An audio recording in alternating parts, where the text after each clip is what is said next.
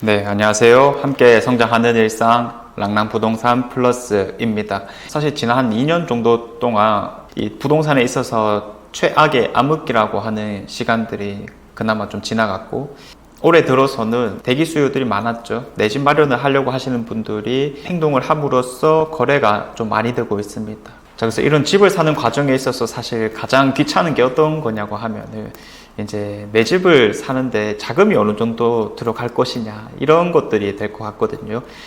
저도 이제 항상 이런 계산을 하는 입장에서는 너무 귀찮습니다. 물론 이런 것들 잘 하시는 분들도 있는데 아마 다들 저와 비슷한 느낌이지 않을까라는 생각이 들고, 특히 내 집 구매라고 하는 게 이제 첫 집이다 보면은 어떻게 계산해야 될지도 잘 모르는 경우가 많거든요. 그래서 이런 상황에서 좀 도움을 드리고자 여러 가지 케이스별로 어떤 식으로 좀 해봐야 되는지를 설명드려 보도록 하겠습니다.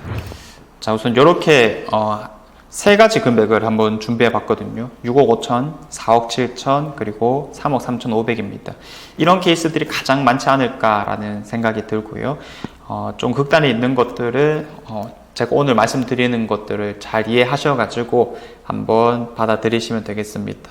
요 파일 같은 경우에는 제가 랑부풀 카페에도 올려놓을 생각이거든요. 이제 필요하신 분들은 받아가시면 되겠고요. 자, 그래서 6억 5천짜리를 매수한다라고 했었을 때 그래도 우리가 예시가 되는 아파트가 있으면 좋으니까 어떤 걸 해볼까 하다가 이 금액대에서 가장 관심이 많은 아파트이지 않을까 싶어요. 바로 수성 롯데캐슬 더 퍼스트라는 건데, 위치로 보았을 때는 수성구에 있고요. 우리가 수성구 진입할 때 맨 처음 보게 되는 준신축 3인방 중에 하나입니다. 그래서 롯데캐슬 더 퍼스트, 이편한 세상버머, 버머스 화산파크 드림 S 이런 게 있는데, 이 중에서는 그래도 실거주 만족도는 요 롯데캐슬 더 퍼스트가 가장 뛰어나지 않나 싶어요. 그래서 요걸 가지고 한번 조사를 해보게 되었고요. 실거주 할 거냐, 아니면 갭 투자를 할 거냐, 혹은 월세를 놓을 거냐에 따라서 필요한 금액이 달라지고 월마다 나가는 금액들 역시 달라지거든요. 우리가 집을 사는 것에서 사실 끝나는 것이 아니라 집을 사고 나서 이걸 어떻게 유지해 나가느냐가 상당히 중요할 것 같은데, 제가 이제 상담을 하다 보면은 다양한 케이스들이 있습니다. 흔하게 뭐 신혼부부라고 했었을 때는 지금은 맞벌이이지만은 나중에 이제 아이를 가지게 되면은 외벌이를 할 수밖에 없으니까 월 소득이 좀 줄어들어서 너무 이제 부담되는 금액으로 하고 싶지 않다, 이런 경우도 분명히 있었고요. 지금 당장은 돈이 많이 없지만은 월 소득은 안정적이고 고소득에 가깝기 때문에 지금 조금 무리를 하더라도 좋은 걸 잡고 싶다, 이런 다양한 케이스들이 있습니다. 그래서 거기에 맞게 이제 여러분들 상황에 맞춰서 한번 해석을 해보시길 바라겠고요. 먼저 우리가 가장 첫 번째로 고려하는 게 실거주라고 볼 수가 있겠죠. 만약에 6억 5천에 사게 된다라면 수성 롯데캐슬 더 퍼스트의 KB 시세, 즉 대출의 기준이 되는 감정가는 중춘 기준으로 6억 2천 정도가 됩니다. 자, 그래서 대출은 매매 금액과 KB 시세 중에 낮은 것을 기준으로 퍼센트를 매기죠. 그래서 6억 2천에 70%를 만약에 받게 된다면 4억 3,400이 대출이 나온다라고 볼 수가 있겠고요. 그 다음에 이제 필요한 현금 같은 경우에는 매매 금액에서 이 대출 금액을 빼줘야 되죠. 거기에다가 우리가 뭐 취득세라든지 법무사 비용, 이런 것들이 기본적으로 나오기 때문에 매매 금액의 1.5% 정도를 더 했습니다. 그래서 필요한 금이 요거 수준으로 나오겠다. 조금 더 쉽게 생각해 보면은 그냥 이제 반올림 정도 해서 한 2억 3천 정도가 필요하다, 이렇게 생각을 해 보시면 되겠고요. 월 부담금 같은 경우에는 원리금 균등 상환을 기준으로 30년 만기, 그리고 금리 4.2%를 가정했습니다. 이게 이제 가장 흔한 케이스가 아닐까 싶은데, 특례 보금자리론의 기준이 됩니다. 이렇게 이제 판단을 해보면 월 200만 원 정도 나가기 때문에, 야, 내가 만약에 이런 게 좀 부담스럽다라고 한다라면 그 금액을 확 줄이는 방법이 하나 있죠. 바로 갭 투자입니다.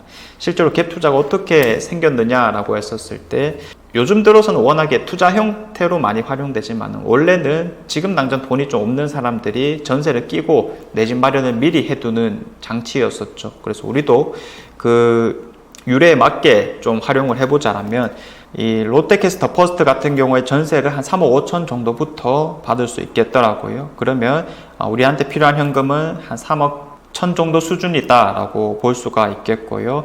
확실히 월 부담금이 좀 많이 줄어드는 만큼 필요한 현금이 1억 가까이든 들어간다라는 측면이 있고요. 요 월 부담금 40만 원은 이제 그 필요한 현금은 그럼 우리가 어디서 조달했겠느냐, 신용대출을 받았다라고 가정을 했습니다. 그래서 신용대출 1억을 금리 5%로 가정했을 때는 만기 일시 상환이다 보니까 우리가 이자만 내면 되겠죠. 월 40만 원 정도를 내면 되겠습니다.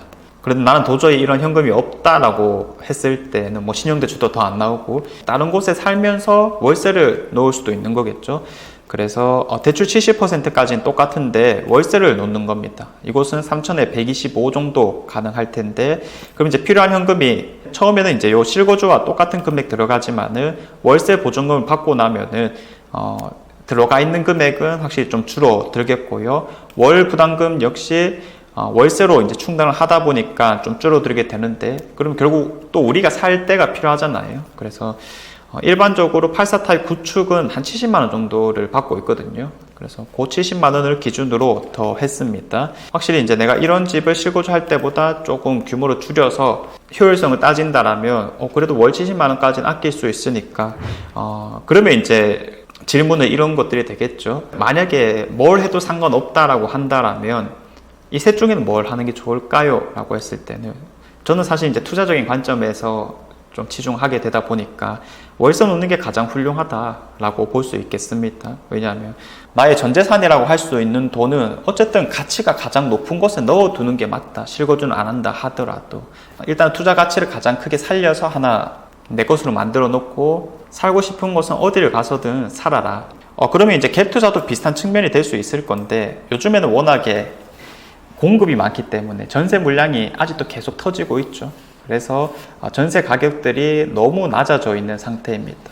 필요한 현금이 좀 많이 들어가게 되는 측면이 있다 보니까 지금은 월세를 놓는 게 가장 효율적이다라고 볼 수 있겠고요. 그 다음에 이제 그러면 투자 가치를 살린다면 차라리 실거주가 나을 수도 있는 거겠죠. 왜? 필요한 현금이 좀 적게 들어갈 거니까. 그래서 굳이 순서를 정하자면 월세 놓기, 실거주, 갭 투자 이런 식으로 생각을 해보면 되겠고요. 이제 월세 놓고 살다가 나중에 뭐 전세 가격이 좀 회복된다 싶으면은 그때 전세로 돌려도 좋은 계획이 되지 않을까 이렇게 예상을 해봅니다. 자, 그 다음에 이제 4.7억 주택 매수를 하는 경우입니다. 이 아파트는 우리가 또 많이 언급하는 곳이죠. 청라 언덕역의 대신 센트럴 자이 2015년식을 기준으로 하였습니다. 그래서 이런 것들이 4억 중반 이상을 좀 줘야 되는 상황이고 최근에 거래가 너무 많이 되었다 보니까 호가 상승이 좀 되었던 경향이 있습니다. 자, 그래서 간단하게 언급해 보자면 4억 7천인데 KB 시세도 4억 7천이라서 3억 3천 정도까지 대출이 되고 필요한 현금은 1억 5천 정도 되겠습니다. 그렇게 되면 월마다 160 정도를 내는데 이런 게 좀 부담스럽다, 나는 현금이 좀 있다 하면은 한 7천만 원 정도를 더 내서 갭 투자를 하면 될 텐데 월 분담금은 그 7천만 원에 대한 신용 대출 30만 원 정도가 나가겠습니다. 자, 그리고 이제 우리가 비용을 최대한 아끼고 투자 가치를 이제 높이자라고 한다라면 월세 놓는 게 지금은 효율적일 텐데 필요한 현금은 1억 3천 정도 되고요. 월 분담금은 130만 원 정도 됩니다. 그런데 6억대에 비해서 확실히 이 실거주와 월세 놓는 것의 차이가 좀 적어진다라고 볼 수 있거든요. 월세의 하방선이 좀 높다라고 이야기를 해볼 수 있겠고 금액이 좀 많이 떨어진다 하더라도 월세 시세는 비슷하게 가는 경향이 있다 보니까 이렇게 큰 차이가 안 나고 있는 상황입니다. 이 정도라면 차라리 실거주를 해보는 게 맞지 않을까 이런 식으로 한번 고려를 해볼 수도 있을 것 같고요. 자, 그리고 이제 마지막으로 3억 3,500짜리를 하나 찾아봤는데 무엇을 할까 고민하다가 그래도 북구에서 좀 인지도가 있는 대구의 서이스타 힐스를 준비해 봤습니다. 2012년식 아파트이고요. 지금 현재 중충 매물을 한번 살펴보니까 3억 3,500이 가장 싼 걸로 보이더라고요. KB 시세 역시 동일했었고요. 대출 70%를 받게 되면 필요한 현금은 한 1억 정도였습니다. 그렇게 했을 때 월 분담금은 100만 원대. 앞서서 200만 원대를 보다가 이거 100만 원 보니까 야, 이거 괜찮네. 뭐 이런 생각이 오히려 좀 들기도 하고요. 갭 투자를 하게 되면은 필요한 현금은 1억 5천인데 월 부담금은 17만 원으로 확 줄어들게 됩니다. 매매 가격이 2배로 낮춰진다라고 해서 전세나 월세 가격이 역시 2배로 낮춰지는 건 아니다 보니까 금액이 낮아질수록 갭 투자의 효율성이 보이는구나 라고 이해해 볼 수 있겠고요. 월세를 놓게 되면은 3,090만 원 정도로 가정을 했었을 때 필요한 현금이 7,500만 원 정도이고요. 월 부담금은 20만 원 정도밖에 차이가 안 나고 있습니다. 그렇다면 이거 정말 이제 실거주 할 것이냐 아니면 월세 놓을 것이냐, 이거는 이제 큰 의미는 없는 것 같아요. 그러면 이제 구축에 내가 70만 원 주고 사느니 여기에 그냥 내 집으로 거주하면서 살겠다, 이런 계획이 오히려 나을 수도 있겠고요. 자, 그래서 27만 원은 신용대출 4천만 원 금리 5%를 가정했을 때 금액이고요. 나머지 조건이 같습니다. 자, 그래서 기본적인 것들을 좀 말씀드렸는데, 결론을 이제 정리해 보자면 매수 금액이 높을수록 세 놓는 것이 좀 더 유리하다, 효율성이 높다라고 이야기해 볼 수 있겠고, 낮아질수록 그 반대로 실거주하는 것이 좀 더 효율성이 높아 보인다. 이런 것들이 뭐 상대적인 개념이 될 건데 내 상황에 맞춰서 잘 선택해 보길 바라겠고요.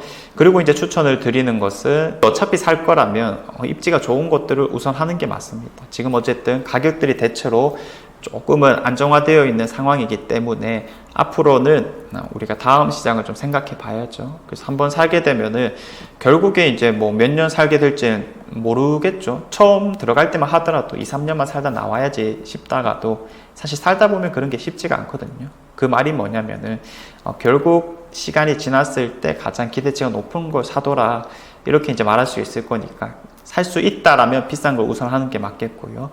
이제 영끌에 대한 이야기를 많이 하는데 어쨌든 이 금리라고 하는 것이 안정화되고 있는 추세인 거고, 사실 이제 서울 쪽에서의 말하는 영끌과 대구에서 말하는 영끌은 좀 차원이 다르다. 그렇다고 우리가 뭐 9억대 이렇게 넘어가는 걸 사는 게 아니라 한 4억대 혹은 6억대 정도로 살 거기 때문에, 예를 들어서 맞벌이 직장인이라면 레버리지라고 하는 것은 능력이니까 이거는 그 능력을 좀 충분히 활용할 필요가 있다, 이렇게 이야기를 해볼 수도 있겠습니다. 아무튼 이러한 것들을 바탕으로 좀 현명한 선택해 보시길 바라겠고요. 방금 대출 조건들 어쨌든 가장 일반적인 조건이다 보니까, 예를 들어서 디딤돌 대출을 활용하게 되면은 뭐 금리는 3% 이렇게도 가능하니까 금액이 좀 줄긴 하지만은 이런 것들도 잘 알아보셔서 행동하시길 바라겠습니다. 자, 아무튼 이 파일은 제가 랑부풀 카페에 올려둘 테니까 필요하신 분들은 받아가시면 되겠고요. 여러분들이 하고자 하는 계획이 잘 실천되기를 바라겠습니다. 자, 이상 제가 준비한 내용은 여기까지이고요. 내일도 좋은 내용으로 찾아오도록 하겠습니다. 감사합니다.